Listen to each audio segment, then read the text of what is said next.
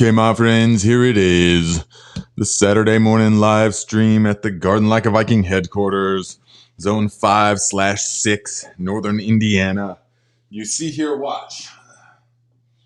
This is proof that it's Garden Like a Viking headquarters. Look at this.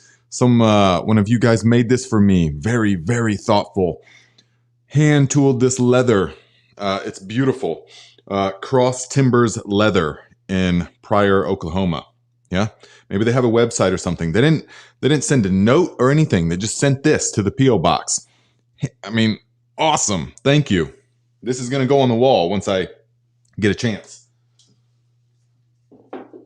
So, guys, let me know, what do you got growing? What do you got growing still? What are you looking forward to harvesting?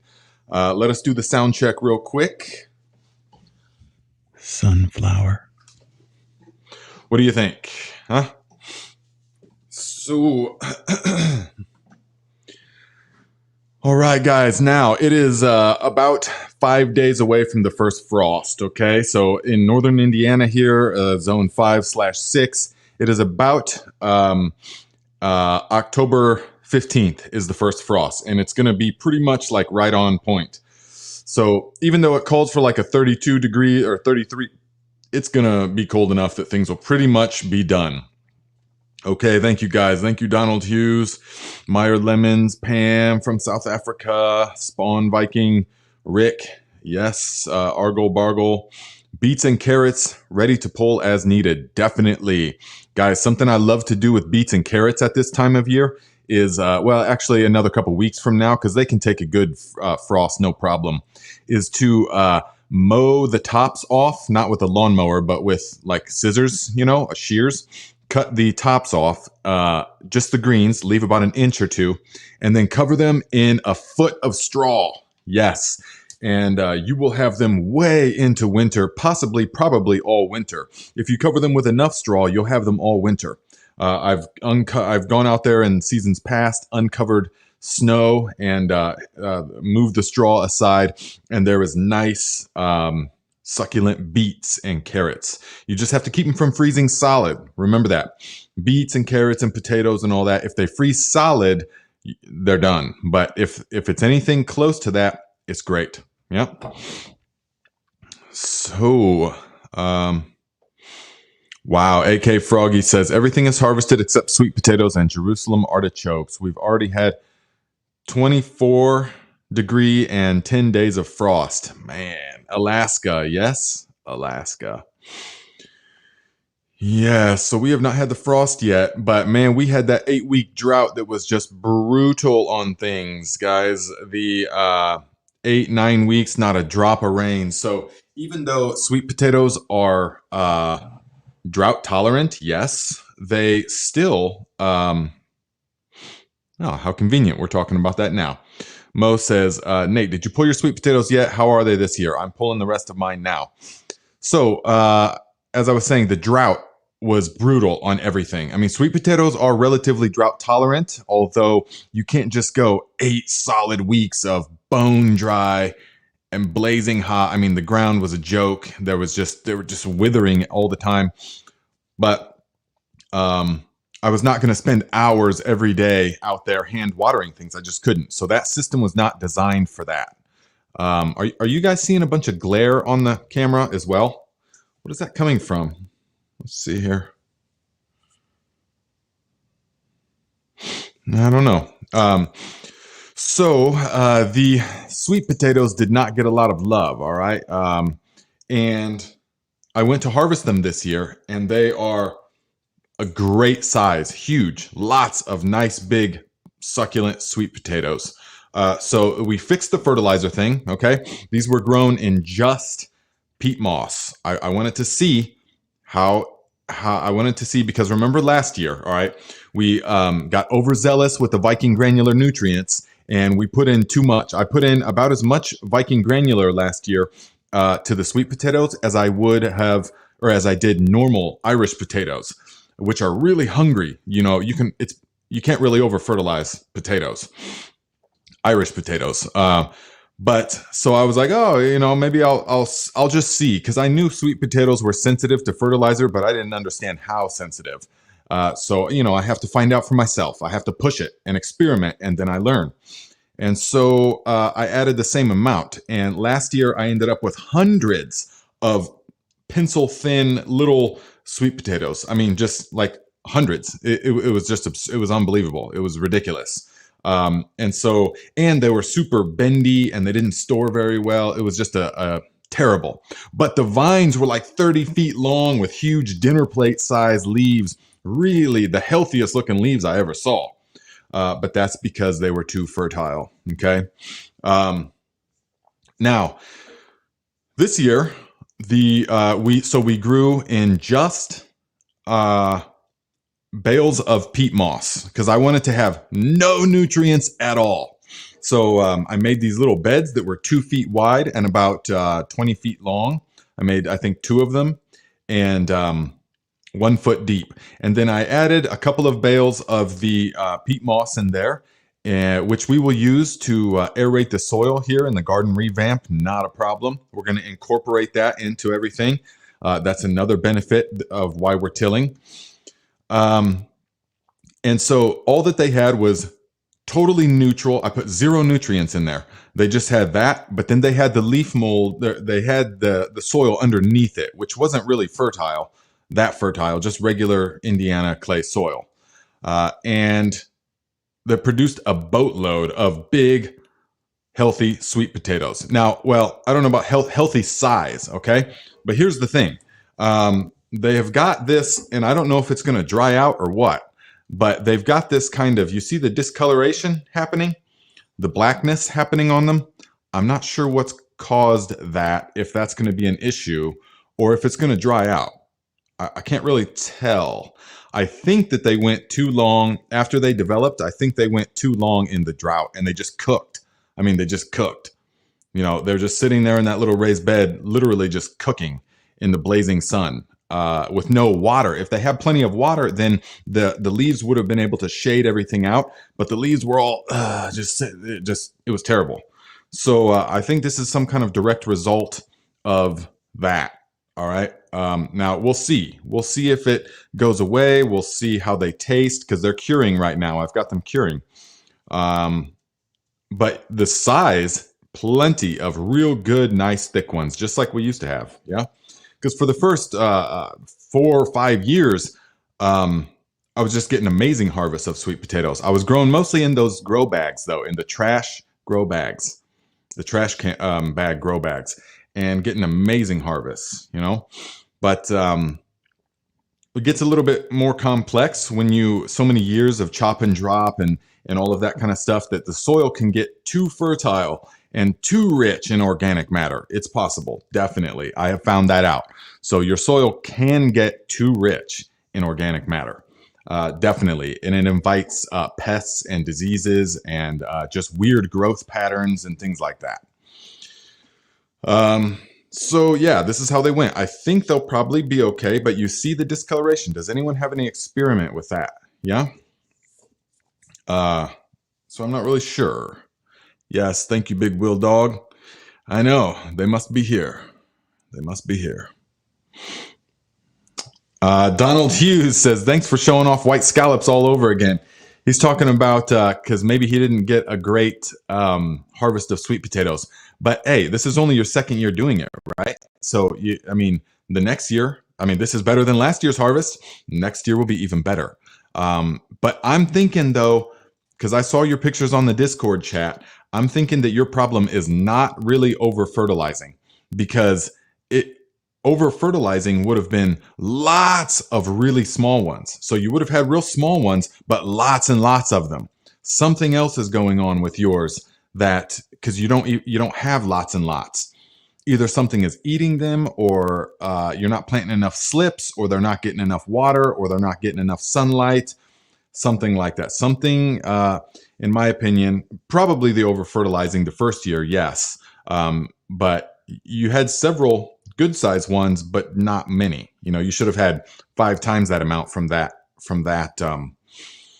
section. So we'll see. Let's see here. Ooh. Ooh, okay. Uh, Forced scurf is a fungal disease that affects sweet potatoes and morning glories, causing dark spots or lesions on the skin of the plant. Ooh. Let's see here. Let's see. Who's the first to say that? Alex Coonan, scurf. Let's see what that is real quick. That's the first I've heard of that. Very interesting. Let's just look up real quick. Yeah. Um, Sorry, just got to bear with me because we got to find out right away. Scurf on sweet potatoes.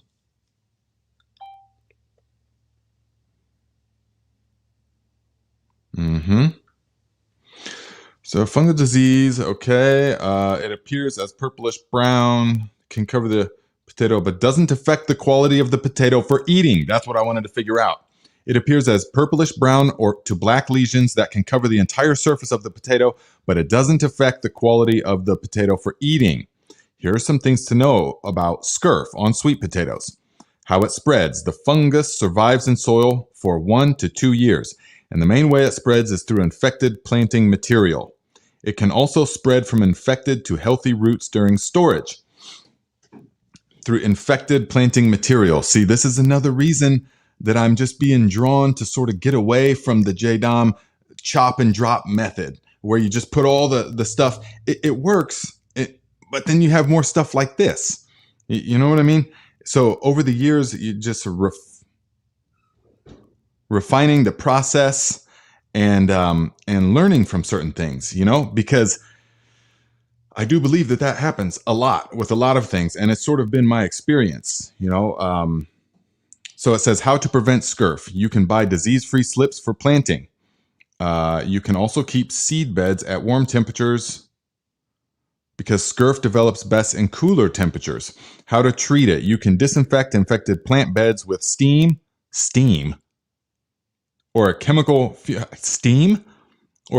fumigant.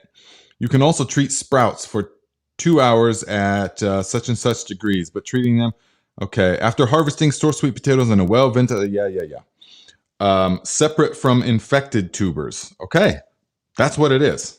I mean, I saw the pictures. That's what it is. Thank you guys very much. Look at that. That was some learning in action right there, huh? That was awesome. So thank you guys. Let's see. Meyer Lemon says, Nate, I'm not sure if my sweet potatoes will be ready. Leaves are still mostly green. Should I put frost cloth over them? No, at this point, go ahead and pull them. Go ahead and pull them because I think you're in like Minnesota or something like that. Is that right? I forget exactly. But I would say go ahead and pull them. Yes.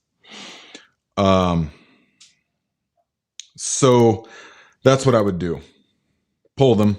At this point, pretty much everyone can go ahead and pull them because they're tropical plants, really. They're not going to do much in this time period. So yeah. Smurf with too much screen time. Scurf. Ha! Funny, muddy paws. Masabi Gal says, coming off the side window. Yeah, the sun is coming in. It's a real unique angle right now. Yeah, real unique angle right now. So let's see here.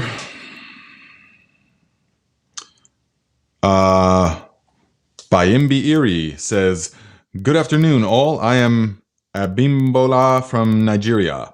I have been watching your programs and am very grateful for giving me the opportunity to be who I am today. Thank you. Yes, you're very welcome, my friend. And greetings from Midwestern USA. Teach Treats, $5. Thank you very much, my friend. Says, I've heard you say something about only people in the deep south should plant short day onions because days are longer or due to temperature. It's not.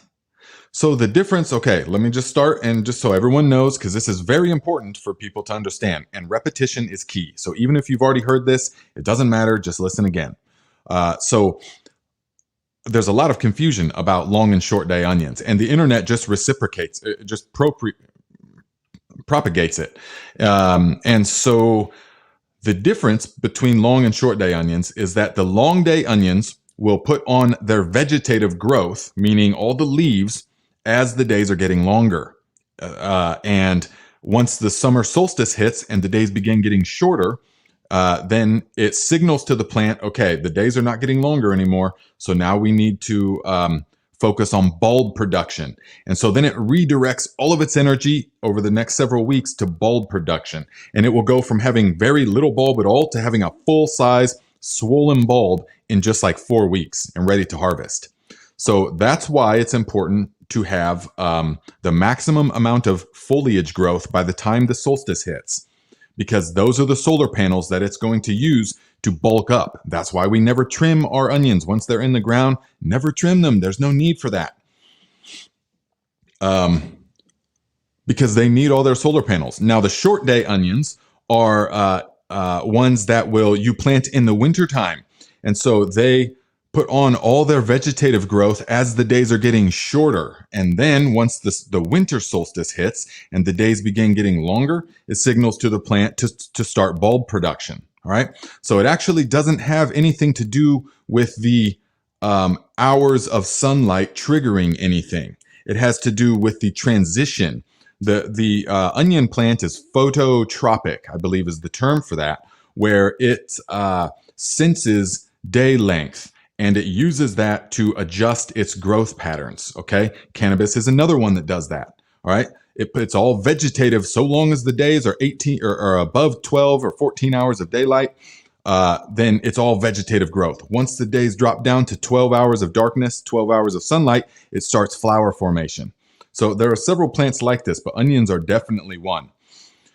So it doesn't actually matter, really, the hours of sunlight. It matters when you plant it. So always long day onions are planted over the summer. Short day onions are planted over the winter. Now, here in zone 5/6, northern Indiana, we don't do onions over the winter. One, because it gets too cold. It just gets too cold, they'll die. And two, we're far enough north where the sun isn't intense enough really to grow them, to grow vegetatively. Even if we had like a greenhouse that was heated, they still wouldn't grow that well because the sun isn't as intense enough. Okay. So for that reason, and I know a lot of people around here even want to try and say, hey, if I set up a heated greenhouse, can I grow short day onions? Just don't waste your time. Just grow. It won't work properly. I've tried. And so it just won't work properly. They don't have the solar energy that they need. And so your efforts would be better spent focusing on a bigger summer run of onions. Do a bigger summer run because they'll store all winter long. My onions store all winter. As you've seen many times, I have onions store all the way to the next onion harvest, literally. Okay. So that's the lowdown on that. It's not because, so to answer your question, that's an in-depth answer. And now I say the deep south because they've got temperatures that will support that. So if you, that's why a lot of commercial onion growers are in the south, Texas, Alabama, Georgia, sweets, Texas, super sweet, because they've actually got 2 growing seasons for onions. You can grow year-round onions in parts of the south. All right. And so, yes, that's what that is about. Okay. So where you're at, I don't know what longitude, I don't know what parallel you're at in San Francisco, but I would just focus on the summer ones, but you could do winter ones there. You could. So you could do an intermediate day onion, like the Australian brown. You could try, but I would focus on doing a better summer run. Yeah. So yeah. Now there's a lot more to that. So yeah, Big West says most people are unaware of the sun times in north and south. They equate heat with time in the sun rays. Yes, most people are totally unaware of the way that it actually works. They just feel the heat.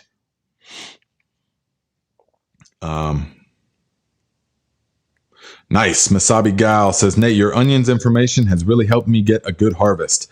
Good. That's what we want, because onions are the foundation of a really healthy Viking diet. All right. Um, the let's see, what was I going to say? I got sidetracked because I saw this one. The glare is coming because your camera lens is dirty. Wipe it clean with a tissue. I tried wiping it a couple times before the broadcast. Let me try again.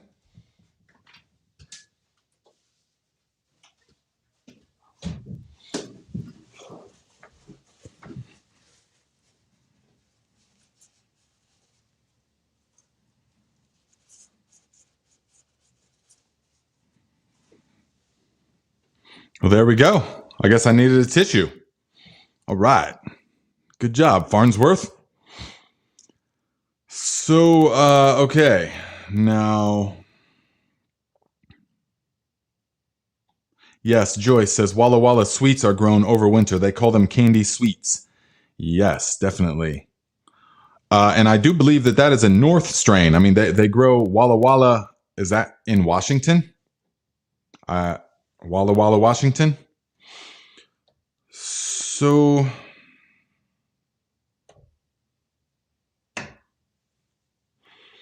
yes, Big West says FAA bucketed September 4th is doing well. No stink. I'm not touching it for 1 year. Yeah, so many people hit me up with questions about the FAA.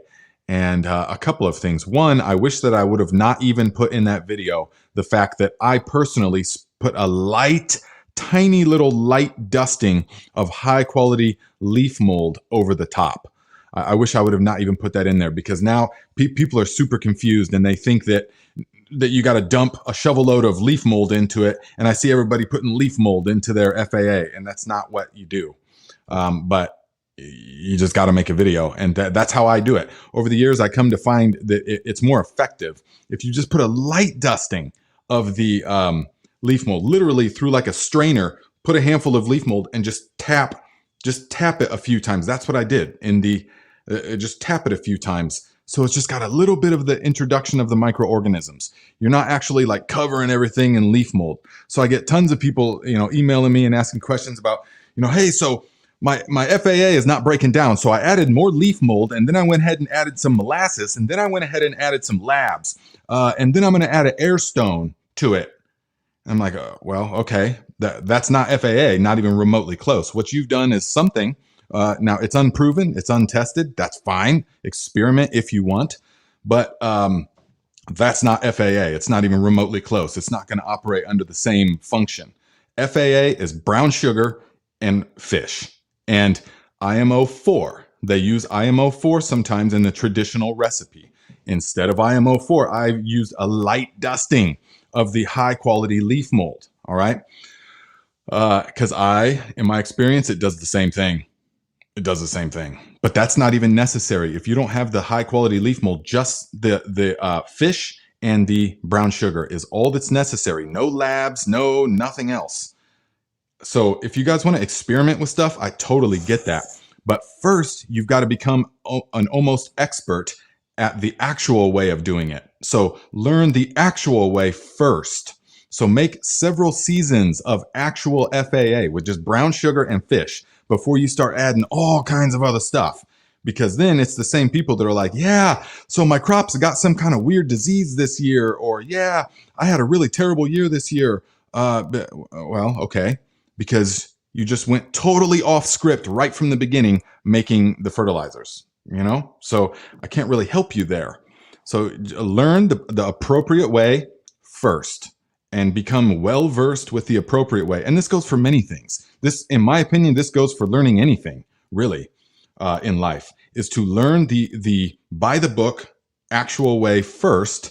And then once you understand it thoroughly and you've had success over time with it, then you can, okay, well, maybe I'll experiment this and see how it goes. Once you understand that the adding labs to that is counterproductive, it's not a bacterial digestion like that. And adding molasses is super counterproductive. We need the osmotic pressure of the sugar. That's why we have to use that much. The osmotic pressure is going to pull the nutrients and the amino acids out of the cells. It's really incredible what it does. So there is, Big West says, I may have added too much leaf mold now that you mention it. Probably. I think anybody that, it's because this has been the J. Jom channel for a long time. And so they just think, oh, add a shovel of leaf mold. But it's totally different than that. I should have been way more clear. But once you put out a video and 100,000 people see it, that's it. You know, that's it. So there's my rant about that. That goes with anything in life, in my opinion.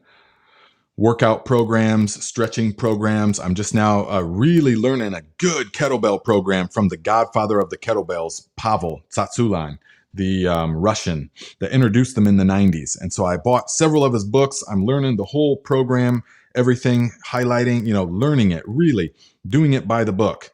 And then I can experiment with my own self after I'm like, okay, I've got this system down.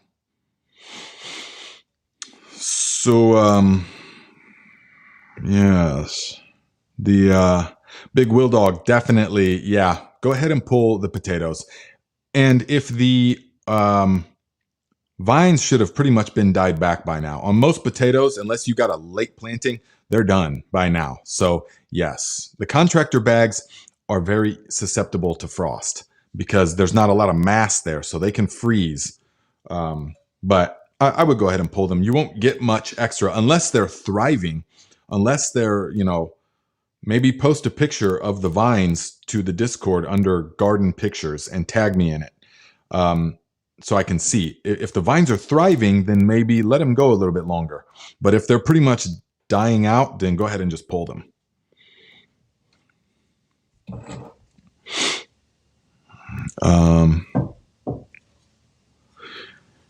Yes, Bimbi Ira, new member. Thank you, my friend. Welcome to the tribe. Venice Weeks, welcome to the tribe. What, you've already been here. I know that.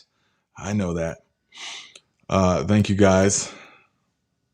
Walla Walla, Washington. Yes.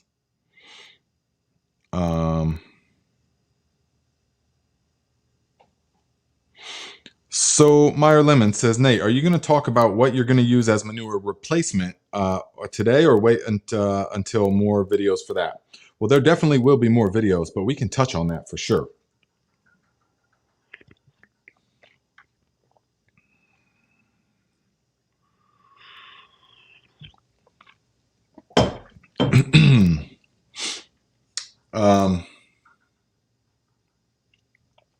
Yes. Okay. So a lot of you guys have seen my last video about the manures. So I'm done using the manures because there's just no way to tell anymore. You just get burned too easily.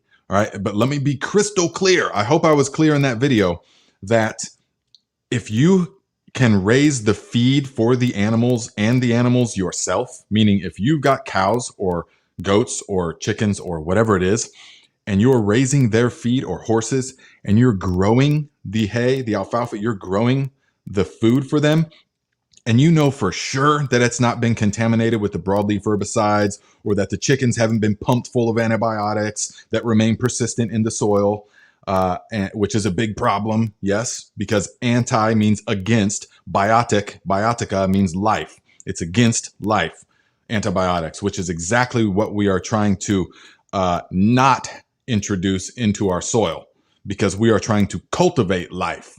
We are probiotic in our farming. We are probiotic farming. And so any hint of antibiotics that remain persistent is not what we want. So I want to be clear. If you're raising the animals and their feed, manure is about the finest fertilizer you can get. It really is, especially bovine. Well, cow, horse, both really, really good. Horse manure tends to have a lot more weed seeds in it. This I know from deep experience. Horses do not digest their food as thoroughly as the cow does. And so they will pass on a lot more weed seeds than the cow manure. The cow manure has very few weed seeds because the way that their system works digests even the weed seeds mostly. but the horse manure is just full of weed seeds. So that's one drawback. But if you anticipate that, then you can work with it. But meaning if you lay down the horse manure and then like leaves over the top of it and just let it all mat down over the winter. I did that for several years with great results. But if you're not raising it yourself, there's almost no way to tell anymore. You can't, even talking to the person like I did, even trying to talk to the person. Hey, so do they? Okay, so let us imagine this example. Okay, you're come to a horse farm, and the horse farm has mountains of manure that they need off their place. Okay, they've got a manure problem, meaning they're like swimming in it, and you're like, hey, I've got this trailer. And I want to take several loads of all this manure away. But I won't take any of it away if it's sprayed with a broadleaf herbicide. So let me ask you, is their feed sprayed with a broadleaf herbicide? They'll be like, nope, it's not. Go ahead, haul it away. You know what I mean? Even if it's just subconsciously, even if they don't really know, but they're like, no, it's fine. No, the guy doesn't spray it with anything. They don't know. They don't really know. So I don't take the word like that anymore, because once you've been burned, it's a nightmare, because that real estate in your garden, if you're talking about growing food to be as thriving and healthy as possible, meaning if your goal is to just grow the finest quality food that you can then put into your body to thrive and become healthy, that's what it's all about. It's not just about growing. It's about thriving. It's about becoming nutrient dense yourself. So if that's what you're all about, then that real estate in the garden is like the most valuable real estate that you own, really.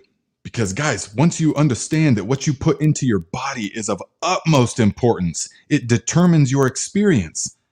I mean, literally, what you put into the body determines your experience, whether you'll be susceptible to illness all the time, whether you'll be susceptible to depression all the time, whether you've got endocrine disruptors disrupting your hormones and all this kind of stuff. It all depends on what you put into the body. Physically, also, there's physical toxins. There's also infotoxins, yes, in our modern society. So without getting too deep into those, you want to make sure you're putting the cleanest stuff possible into your body. And to do that, you have to grow it yourself. And so, therefore, we got to make sure that the beds don't become contaminated with some gnarly, broadleaf herbicide. So, because if that happens and you've only got like a relatively small space here, 40 by 70, something like that, then you need every available inch that you can get to grow that stuff. You need every available inch to grow that stuff. And so we're not going to take the risk with that. Now that there is my rant about that, let me shift gears and tell you what I am going to do instead and what you can do instead.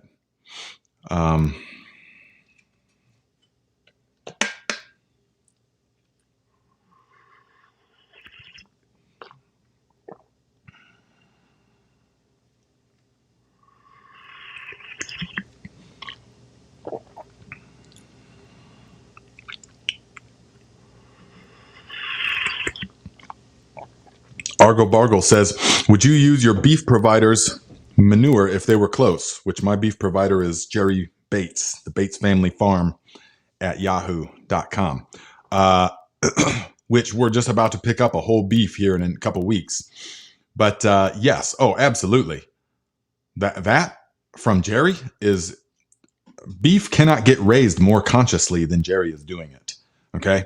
This I know.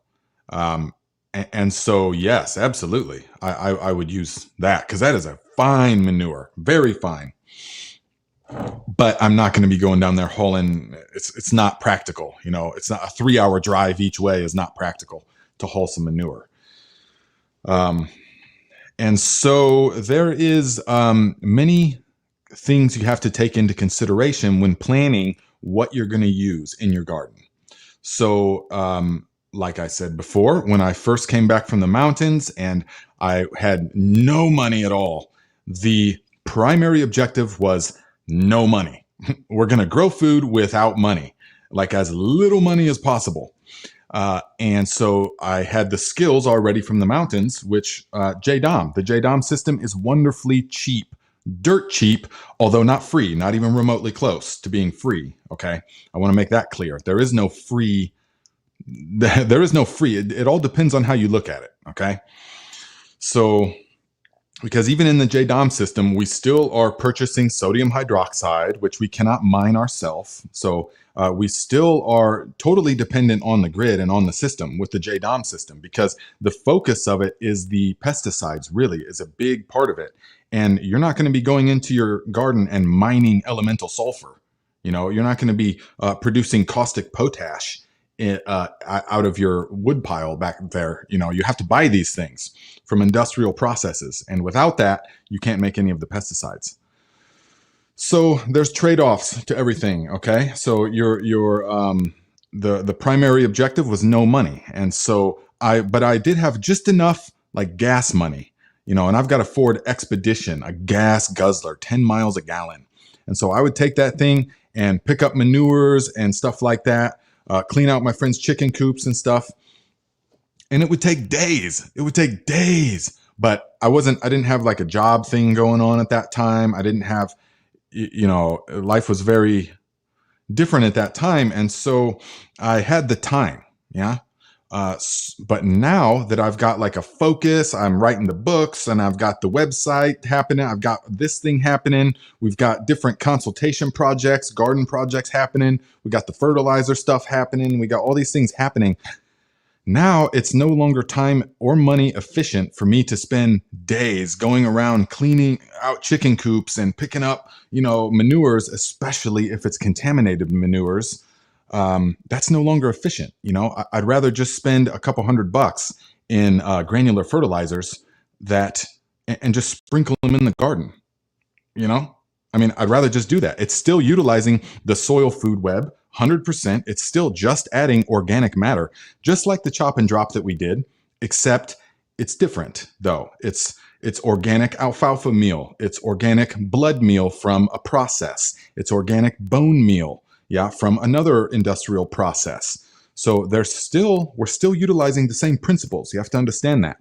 But now the trade-off is no longer worth it for me to haul these manures all this time that are potentially contaminated and to all this other stuff, when I can just mix up some of this granular fertilizers and sprinkle it in the garden.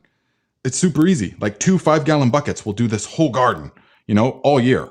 And so that is where I'm at with it now, you know, so why not? Especially if, in my opinion and experience, the granular, if you mix it right, it produces a superior product than the manures, than any other method, because it's got everything you can imagine, especially with azomite and different volcanic ashes.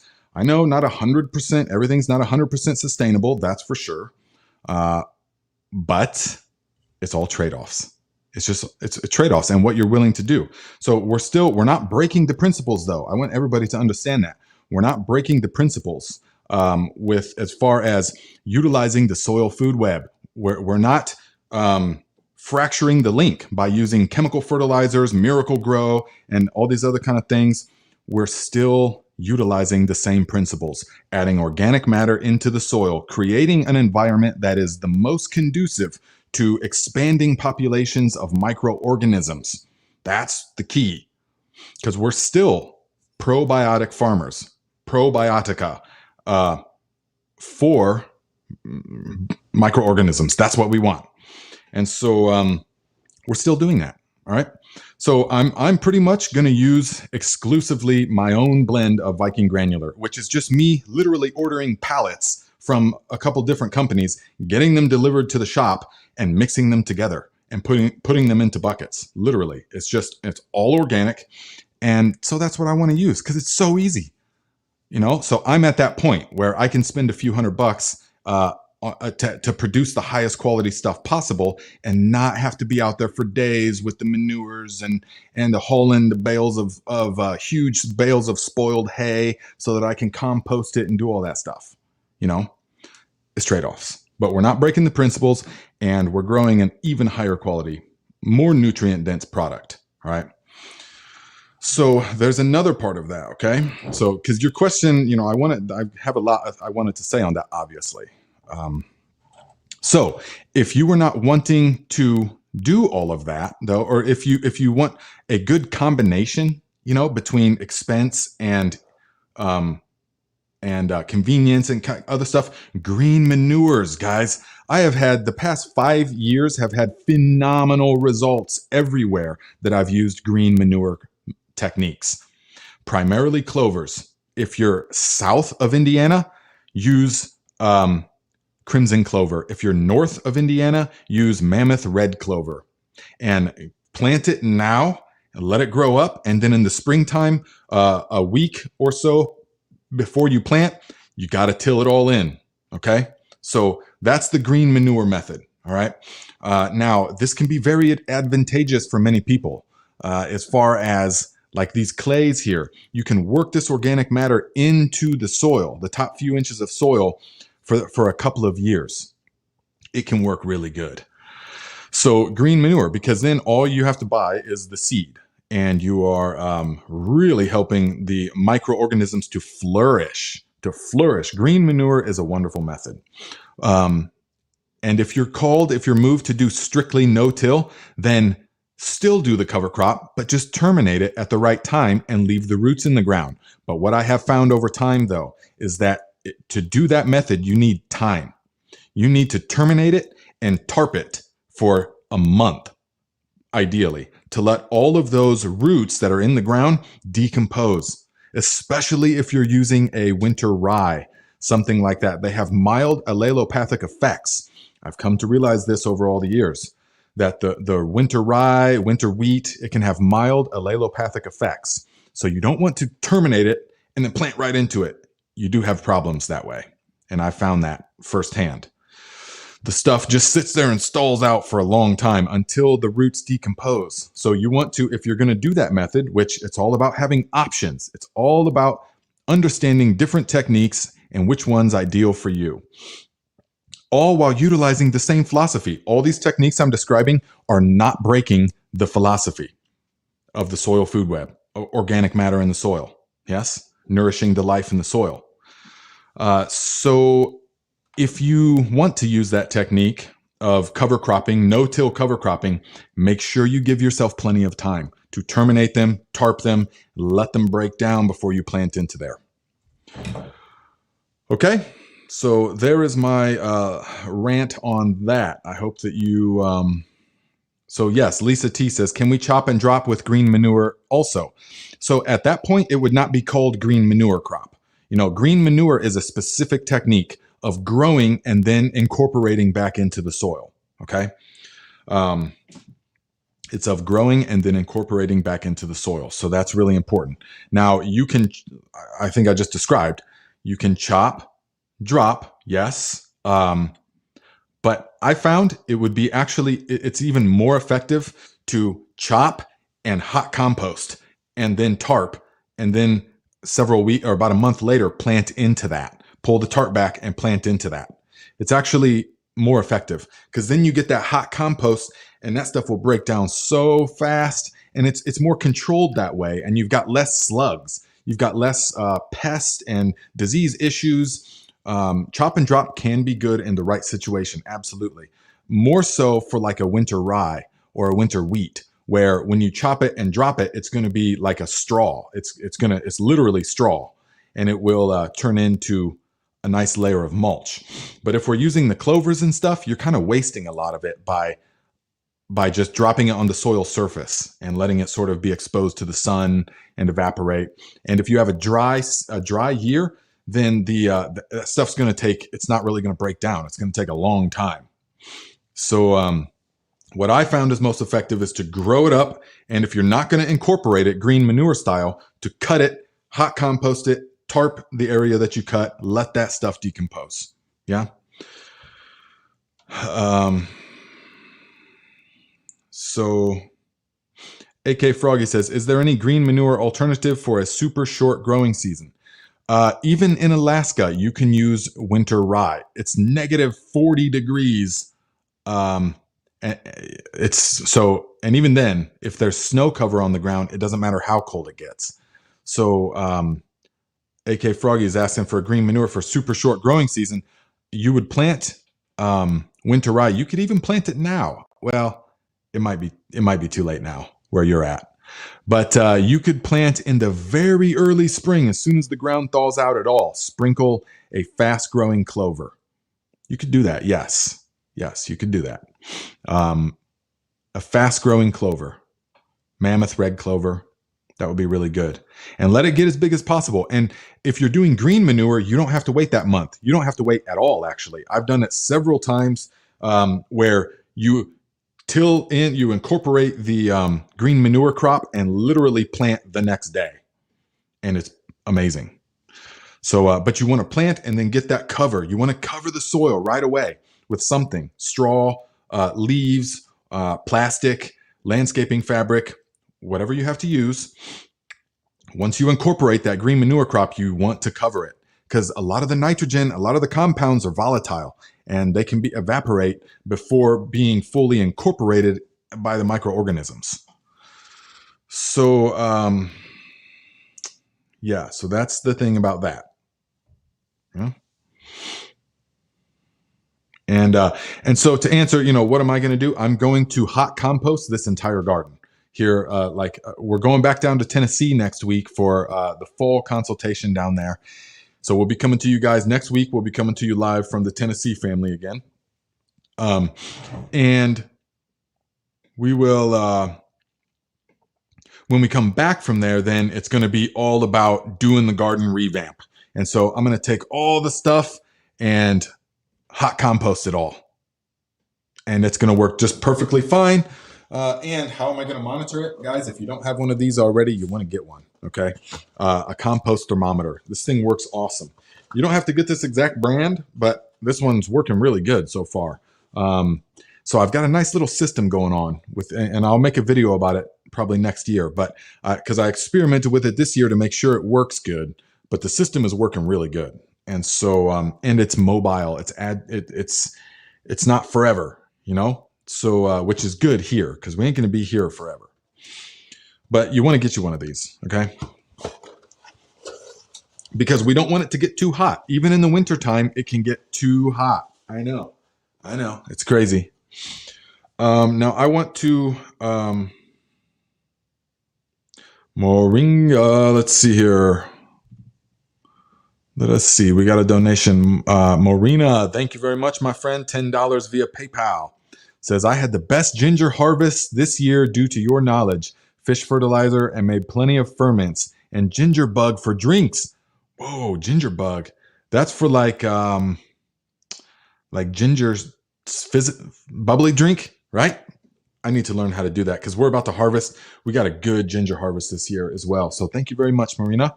Also, there was a, let's see here. We got one from before the show even started. We got one from Gary. Thank you for your consistent contribution, my friend. Yes, thank you for your consistent contribution, Gary. And I will, Mark, I will answer that here in a moment. Gary says, how's the mushrooms doing? Been watching lots of videos, bringing back memories of when I was growing mushrooms of the magical kind, and all I had was books from Paul Stammet of Fungi Perfecti. But that was like 25 years ago. This looks so much easier. Yes, I feel you. I was also way back in the day, 20 years ago, 25 years ago, was into that as well, using the PF Tech.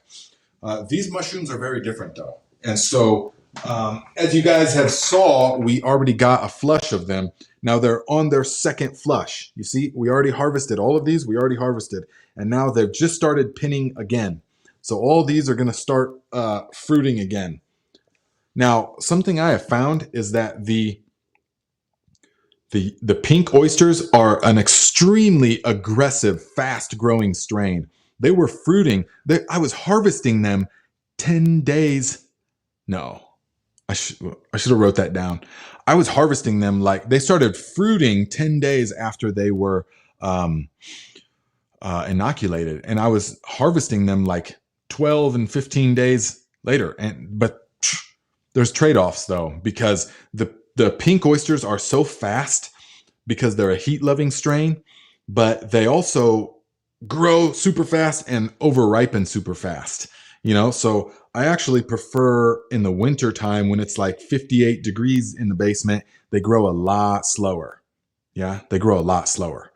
So no, they're doing good. Everything's doing good, and we're going to keep doing it. Now, you cannot grow those magical ones like this. They're not aggressive enough.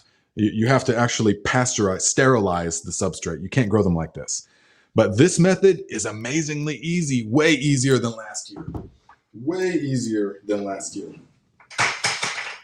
Last year I was boiling it and stuff, but then this year now we are doing a pH bath, a very high pH bath, which is super simple to do and has phenomenal results for these things. So if you guys haven't already, you can get here in just a couple weeks. We're going to be doing the how to inoculate logs with the shiitake mushrooms and also the lion's mane, also some oyster mushrooms, also some bluet mushrooms. So we're gonna be doing all that. Now, if you guys want to grow the oysters, I recommend the yellow and blue oysters. If you're in a warm area, the pink oysters, but they're really fast. So and they all fruit all at once. These pink ones do. So get your spores and use the link in the description because I got a little thing with North Spore. They give you 10% off. They give me a little kickback, and so which is great. That's how we'll get all the mushrooms and everything. So use the code. I think it's Garden Viking in all capital letters. It gives you 10% off, and so that would be great. Now, there's all different kinds of things. So shop around on if you're interested in mushrooms. You don't have to, of course, but if you're interested in mushrooms, shop around on there and get the ones that seem best. If you have any questions, let me know. But it's awesome growing mushrooms, guys. Super delicious and fun.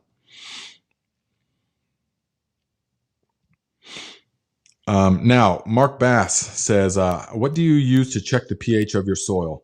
Now, I used to, and you guys already know about this, but I used to, some of you are like, oh, great, somebody asked a pH question. I know. But I used to have these real expensive instruments from Blue Lab, that like $300 for a soil pH tester and several hundred. I had like $1,000 in pH testing equipment. And I spent years, several seasons,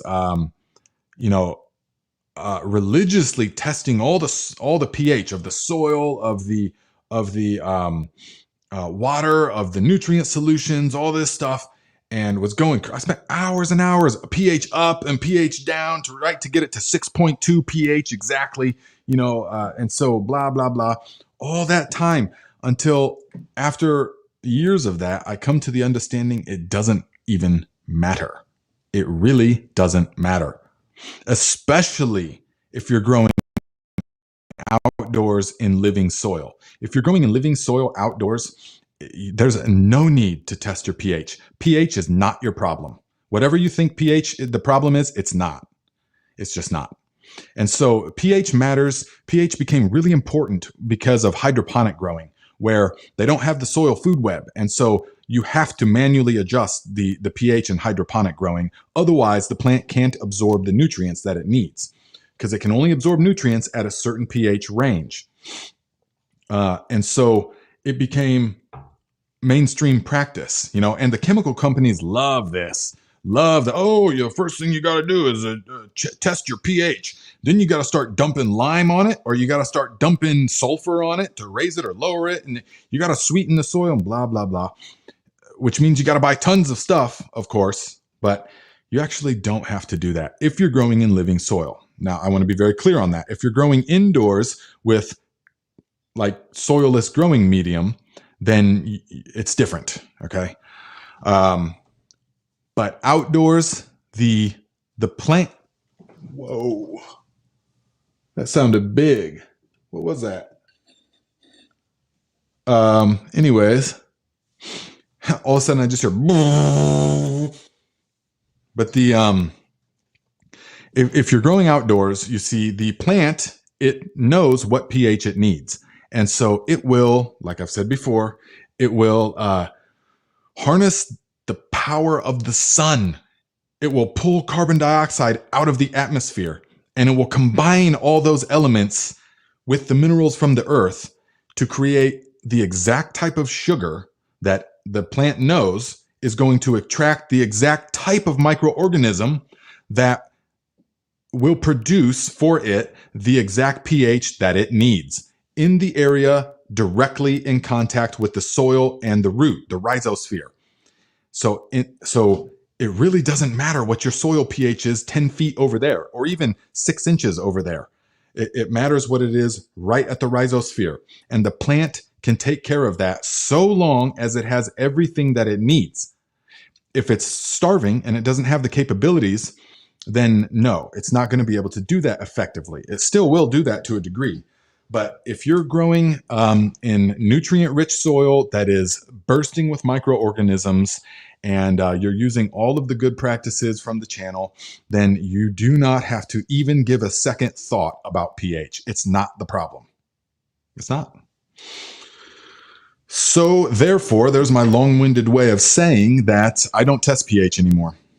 Nope, I don't test pH, and I'm not going to. And I don't recommend testing pH, because somebody in my position now that is in contact with thousands of people and promotes growing your own sustenance, I have found that it's most important to simplify everything.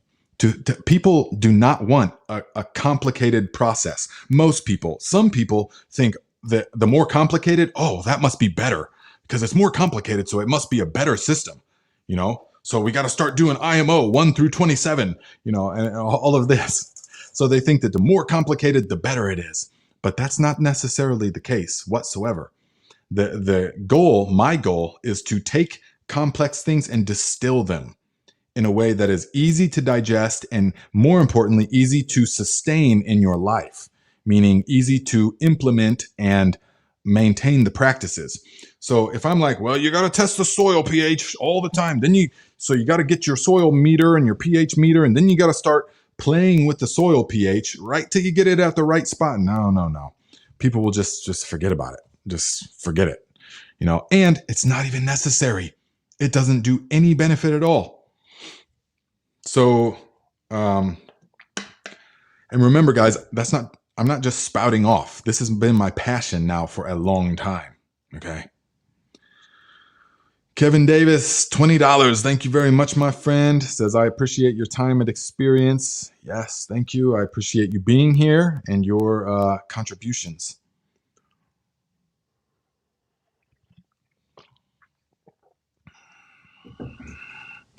Yes, Meyer Lemons, you get it.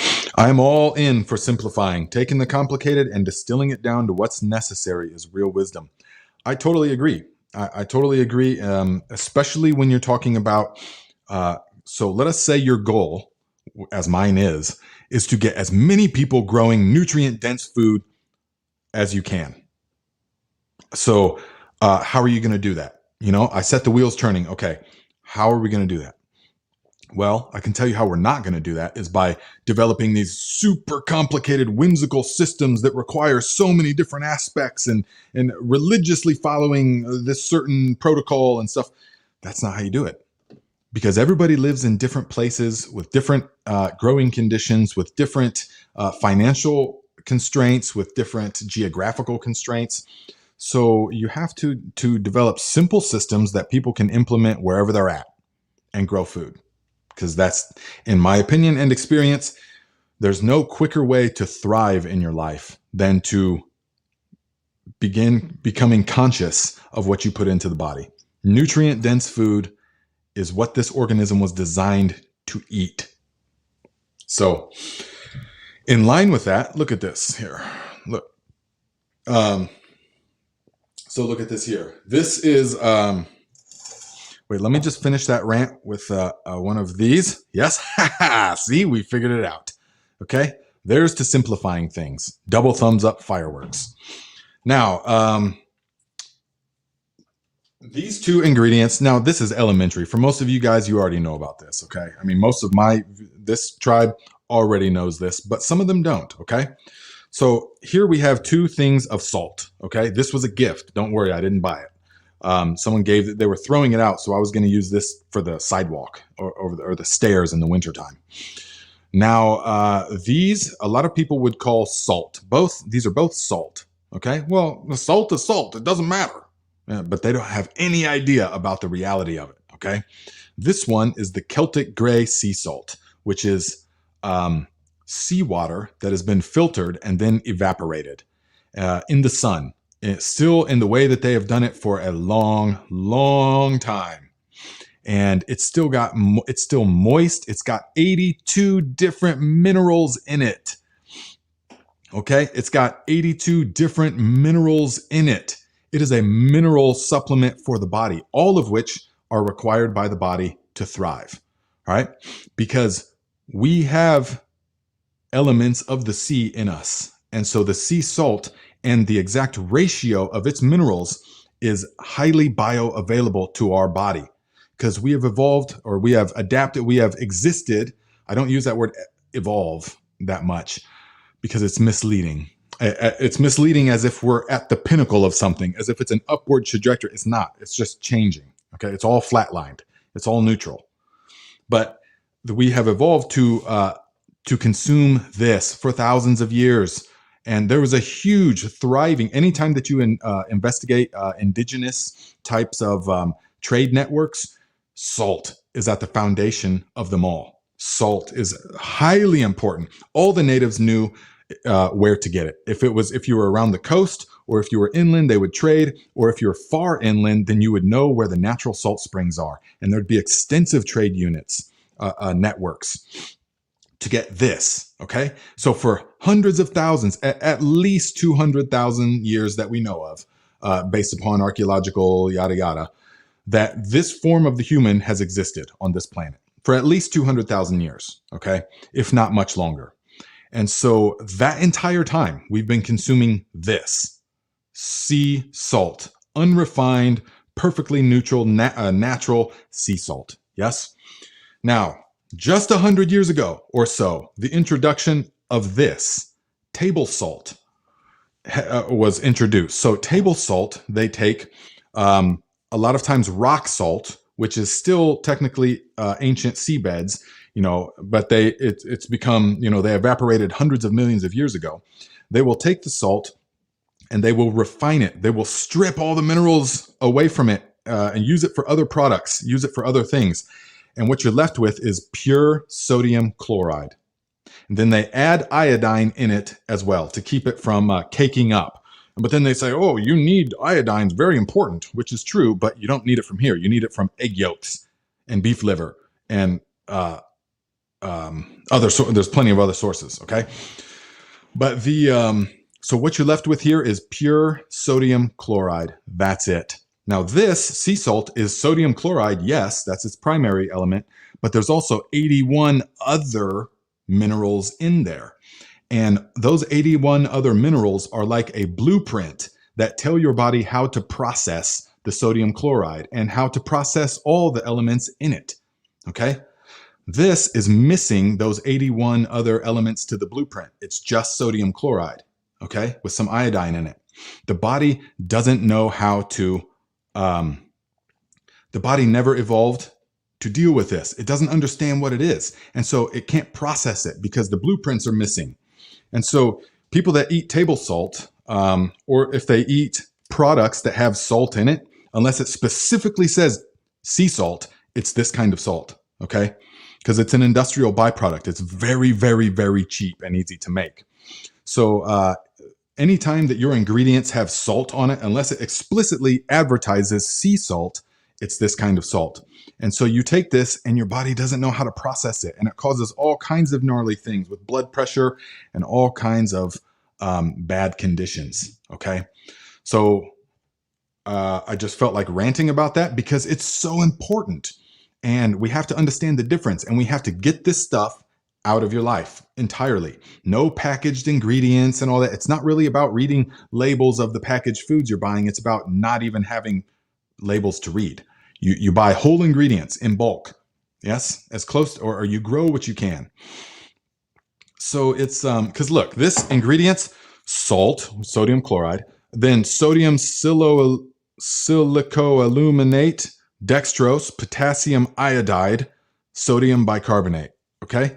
Well, it's just salt, dumping salt all over their stuff. They have no idea the havoc that they're wreaking on their body. Whereas this is a superfood. This is a poison. And that's the end of my rant on that. Okay? That's the end of my rant on that. So, well, that's a good question. T Street says, so does natural salt not increase blood pressure? Now, I am not a doctor, okay? Consult your physician. But I am saying, if you go to the hospital with acute, super high blood pressure, what do? They intravenously inject salt into your body in a drip, right? An IV. They automatically give you a saline solution into your blood to relax the blood vessels. So it is my opinion and experience, this will absolutely not negatively affect you at all in any way.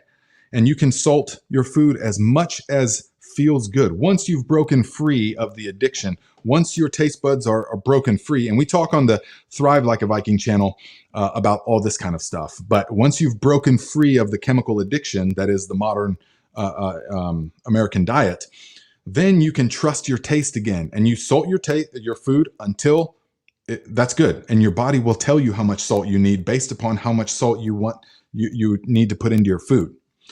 But if you're still addicted, don't even try to rely on your taste at this point. Okay. So yes, this will not, in my opinion, I'm not a doctor. So there we go.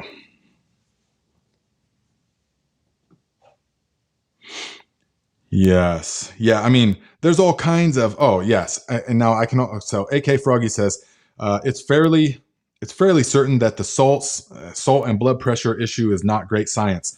Yeah. I mean, I could say, of course, I've seen numerous studies with scientific articles, peer-reviewed research, double-blind testing and all this stuff that prove that salt is not the cause of high blood pressure. It's many different things. The body's it's metabolic dysfunction is really what it is, ultimately. But I don't say stuff like that much because the internet, we're at the point, guys, where whatever your opinion is, you can confirm it on the internet with scientific peer-reviewed research and studies and graphs and charts, all that. So if your opinion was that the salt blood pressure is not an issue, you could prove that through the internet with all kinds of studies and graphs and charts and peer-reviewed articles. But if your opinion was that it does negatively affect, you could equally prove that with tons of peer-reviewed articles and research and everything. That's the catch-22 of the internet information age that we're living in. So that is that, yeah. Yes, good one. Yes, Teats Treats, definitely. Yeah, and you guys got to remember that they have been eating like this for thousands of years. I mean, the old school, they preserve food in this way. They preserve food in salt because the body requires that kind of stuff. We've been made to fear salt, just like we've been made to fear something like this. This is beef tallow, which there was a smear campaign for like 40 years on beef tallow. That, it causes high blood pressure, it causes, cardiac disease and all this kind of stuff.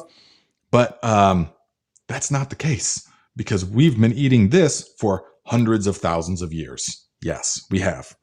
Now, margarine, we've not been eating. Vegetable oil, seed oils, we've not been eating that very long at all, not even 100 years. So I urge everybody that cares about their health, which everybody on this channel does, that's why we're doing all of this, because we want to thrive, is to render beef suet into tallow. All right. So we're just about to be making a bunch more because we're about to get, we're getting the beef processed. And so in a few weeks, we'll be getting the tallow. And when you make tallow, guys, remember, as low as the stove or burner will possibly go, you have to do it as low as it will go. It will take several hours, but if you try to speed up the process, your stuff will taste like fried chicken, old gas station fried chicken. And that's disgusting. Okay. Don't burn it, as low as possible. Mark my words. Because otherwise, how many of you have ruined a whole batches? I still have like 10 of these downstairs from a batch that I tried to speed it up a little bit and burnt it. And it tastes like old gas station fried chicken smells, you know? Horrible. So that's that.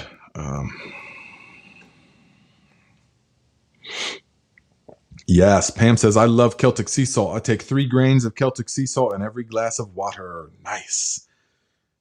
That is the way to do it.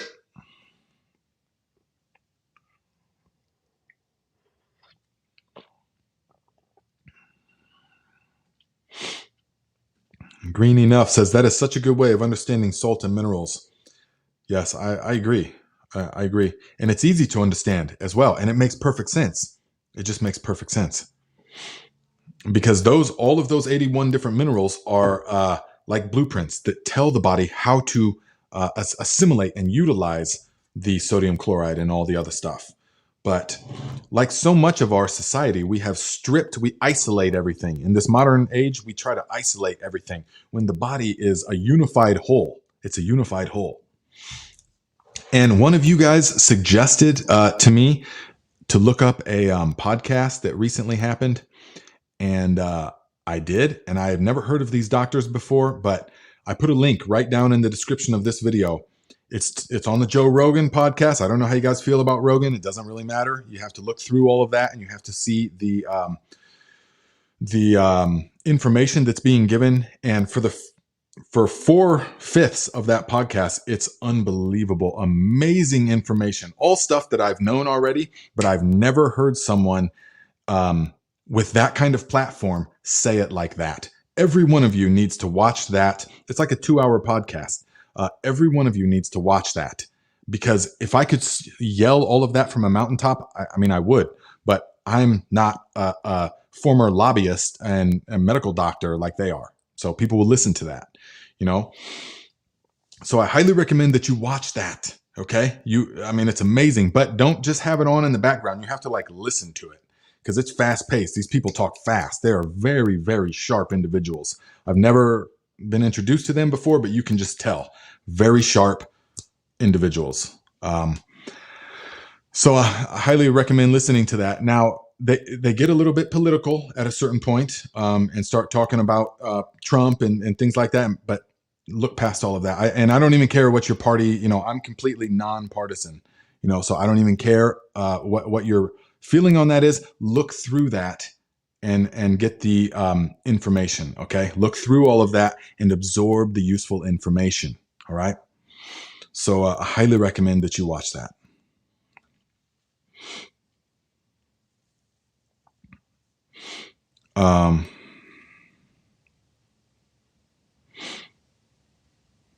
Yes.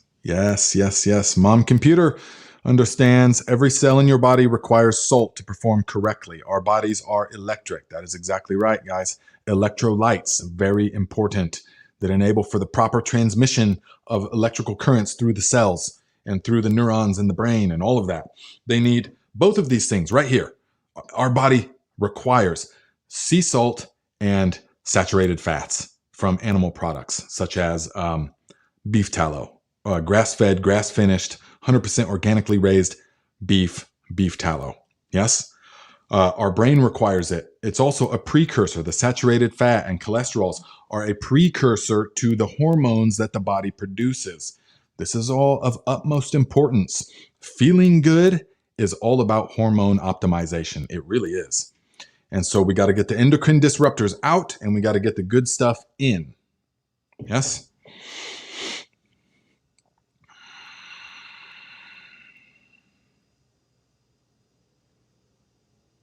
Yes, Masabi Gal says, I've read that it's the salt in processed foods that is the real culprit. Yes, because it's this salt.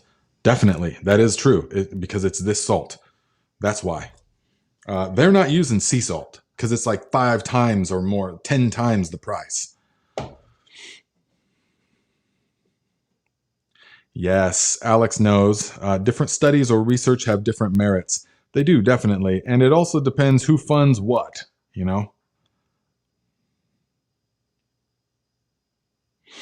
Oh yeah, Jeremy Ransom, you understand, says, Nate, would you make a similar argument between white sugar and raw honey? Absolutely. Um, and also raw honey, also jaggery, and also maple syrup. Those are the three ancient uh, um, ways of sweetening things. So yes, absolutely. Raw honey, jaggery, which is just the sugar cane. They produce it like in India and stuff, which is sugar. They take the sugar cane plant, they juice it, and then they boil it until it becomes basically a solid, a thick, gooey paste, and then they let it harden into a solid. And it's got all the molasses in there, all the minerals in there, tons of different things, long chain carbohydrates in it. So it doesn't do anything like to the blood sugar what white sugar does. Yes.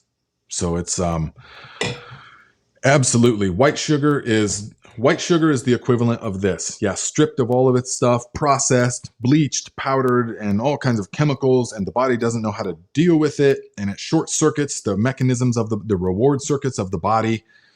So yeah, definitely.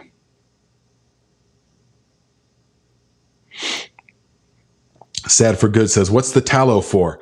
Tallow I use as cooking oil and all kinds of things. I use lots of oil, mostly pasture-raised lard, super high in vitamin D, beef tallow, grass-fed, grass-finished, and coconut oil and olive oil. Yes, I use lots of those, mostly lard and beef tallow. And beef tallow has got one of the highest smoke points of all the oils. And so it's amazing for frying pan-searing ribeye steak or any kind of steak or frying anything. It's really good for that. Yeah, because it's got a super high smoke point. It doesn't oxidize until it's blazing hot. And it's got a great flavor to it. It's just amazing.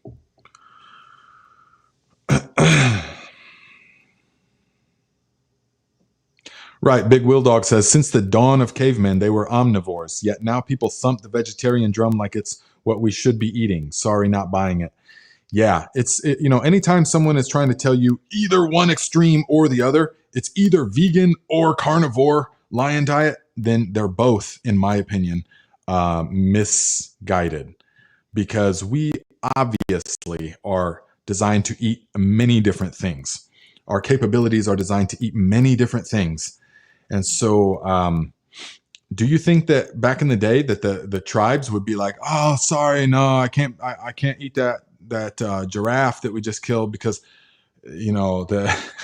I'm vegan now? Do you think that what? No, the natives saying, sorry, we can't eat that buffalo because we're vegan now? No, they couldn't possibly say that. They would eat what's available, but the primary thing is that it was all real food. Yeah. We're not even talking hunter-gatherers. We're just talking, regular civilizations, tribes and things before industrialization. They had plenty of food. But it was all real food. It's not like everyone was just on the brink of starvation all the time, even though we're sort of led to believe that. It was not that way. And so there was plenty of food, but it was real food. Yeah.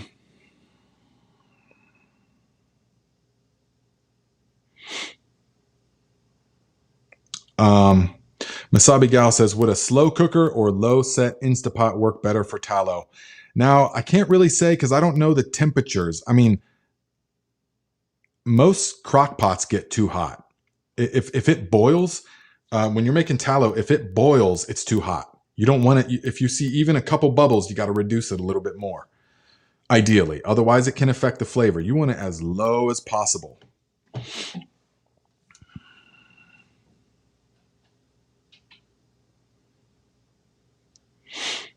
So, yes, Brian says there are so many uses for tallow. Definitely. Masabi Gal. So I don't really have a take on avocado oil because I don't have a lot of experience with it. So I haven't. It was very expensive, and I didn't really like the taste. And I don't know of any countries that are, in my travels and stuff. That's what opened my eyes to all of this stuff. Traveling for 10 years to all these different cultures and living with, some of these places I was at was like straight National Geographic villages, tribes and stuff. It's just crazy. So learning and living with them and seeing their ways of doing things was what opened my eyes to a lot of this. Now, I didn't come across anybody using avocado oil, but I came across loads of people using butter, ghee, tallow, lard, and olive oil, and coconut oil in Thailand and stuff like that, where there's palm trees.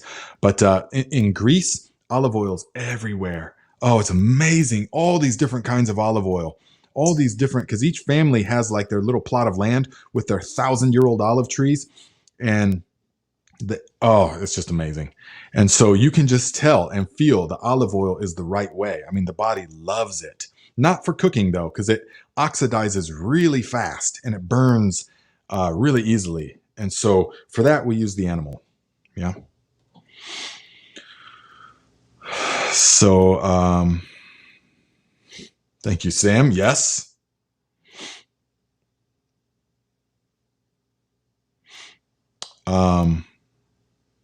Yes, I don't have a lot of experience with Barbara O'Neill. Art in the Woodlands says, if you liked that, Rogan, check out Barbara O'Neill. I would like her to be on Rogan. That would be great. I like how he interviews people. He really tries them out. They can't just say things and he just lets it pass. You know, he will really try them out with many things.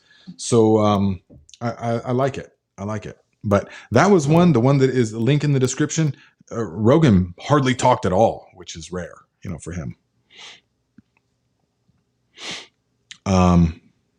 Yes, Masabi Gal, it is. The link is in the description. Specifics on that podcast, it's in the description. Check it out.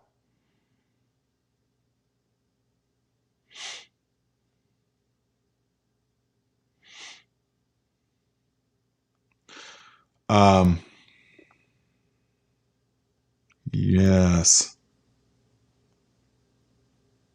Cowgirl in Arizona. Good to see you, my friend. I think feel like it's been a while. Says, good morning, Nate. Hormones being pregnant is fun. Like going on a roller coaster with a blindfold on. 100 plus grams of protein and clean eating has made a big difference. I like to hear that, especially now if you're pregnant. I like to hear that. Clean eating, lots of good protein.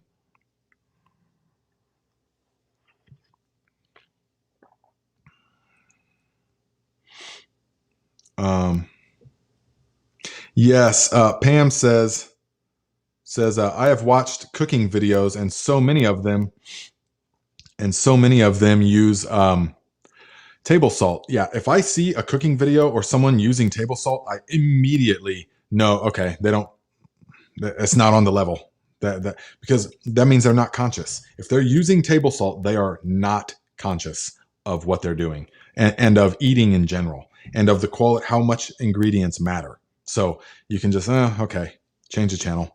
I mean, maybe you'll gain something from them, definitely. Like I said, I'm all about the philosophy. Absorb what is useful, disregard the rest, and eventually add what is uniquely your own.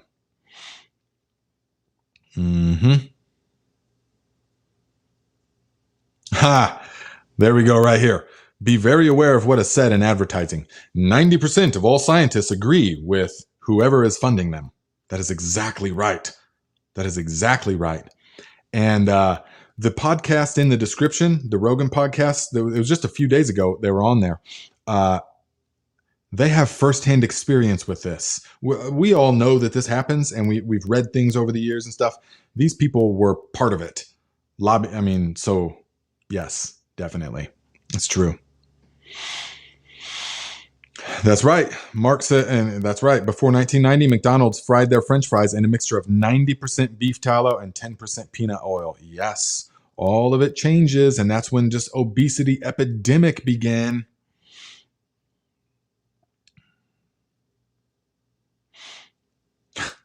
Queen RB, we have canines for heaven's sake, and one stomach. Don't get me started. I got you.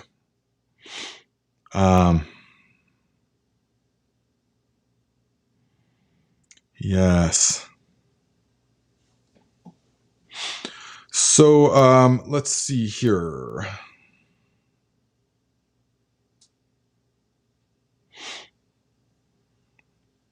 Okay, so the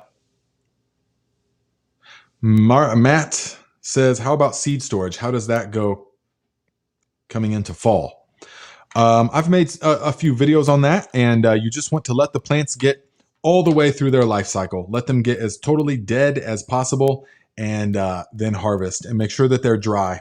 And that's all that's required really for most of them. Because ideally, we're only trying to get to the next year or a couple years.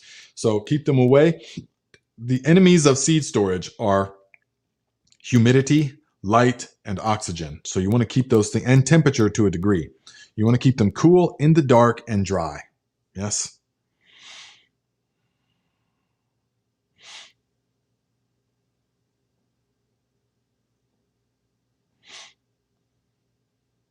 Mm-hmm. Yes, okay.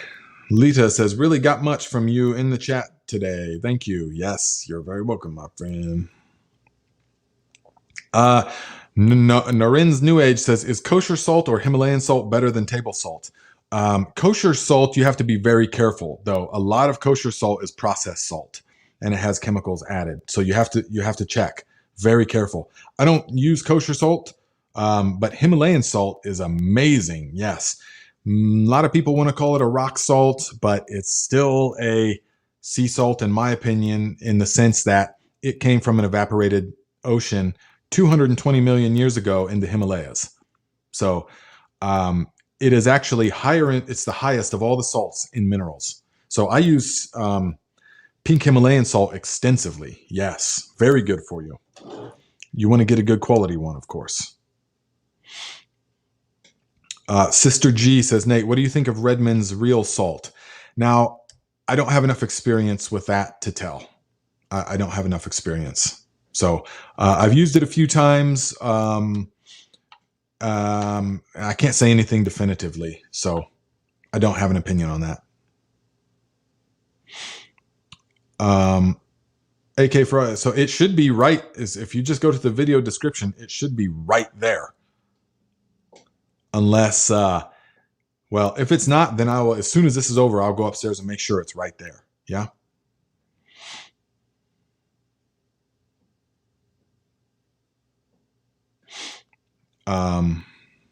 So yes, let's see here.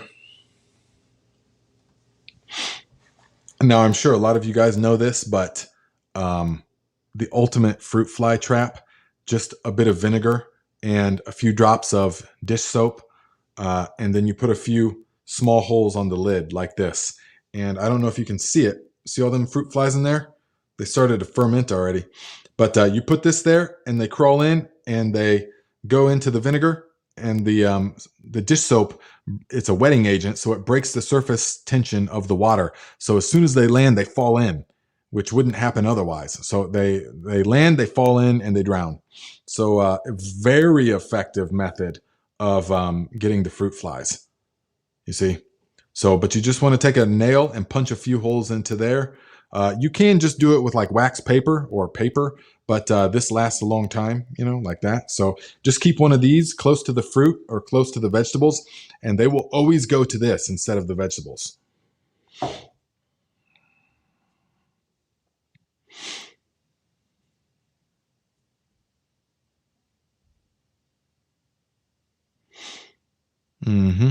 Okay, good. Jen knows. Okay, good. So you guys see the link. All right, good.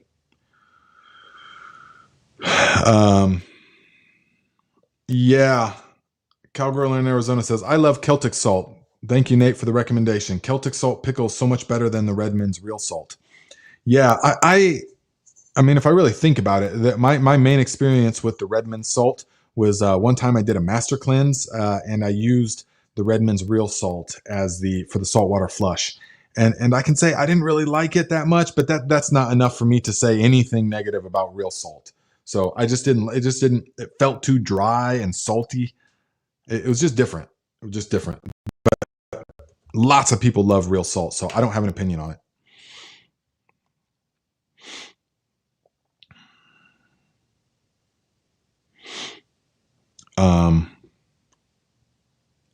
So yes, Jen, that's the thing. Says, my only thing isn't Redmond's mind. Yes, so is Himalayan salt. So is so many of the things that we're already waist deep into a civilization that is um, um, entropically consuming every one of its natural resources at a breakneck speed. So good luck getting away from that in any way whatsoever. It's all around you everywhere you look. So the industrialization and the consumption of the natural resources. Yes, yes. Do a little bit of traveling. Go to India. Go to Asia. Anywhere in Asia, and it will be. It's right in your face. It's unbelievable.